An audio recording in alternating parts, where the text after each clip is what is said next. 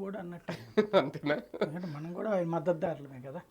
అంతే. కాబట్టి అట్లాగా నా వెనకాల వచ్చేసేయండి, మీరు ఎన్ని వదిలేసేసి తలా జెండా పట్టుకుని తిరగండి అని చెప్తున్నాడు. అంటే మనమైతే ఆయన గీసిన గీత అంటే ఆయననే కాదు ఏ పార్టీ గీసిన గీతలో మనం వెళ్ళాం, అదే సపోర్ట్ చేసే వాళ్ళు వెళ్తారు కాబట్టి వాళ్ళకి ఆయన అంతే. అట్లా గీతలోకి వచ్చేయండి అంటున్నాడు. ఇప్పుడు జర్నలిజానికి ఎట్ట తగలడింది ఈ రాష్ట్రంలో, అయితే అటుండు లేకపోతే ఇటుండు, అంతేగాని న్యూట్రల్గా మాట్లాడకంటారు. ఉమ్, అదే టైప్లో ఇప్పుడు ఈయన కూడా మాట్లాడకంటున్నారు.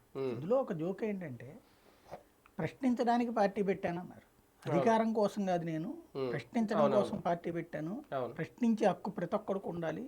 ఉమ్, ఆ డైలాగ్ కూడా ఏది ఆపేది ఎవడరా, అవును. మనల్ని ఆపేది ఎవరు? మనల్ని ఆపేది ఎవడరా, ఇవన్నీ అదే కదా ప్రశ్నలో నుంచి వచ్చినటువంటి. ఆయన ప్రశ్నించడానికి పెట్టారు పార్టీ, ఆయన్ని ఒకళ్ళు ప్రశ్నించడానికి కాదు. ఆయన ప్రశ్నించడం ఆయన ప్రశ్నించడానికి. ఓకే, నేను అనుకున్నాను లేదు అంటే ప్రశ్నించడం నిన్న అనేటువంటిది క్లారిటీ వచ్చింది.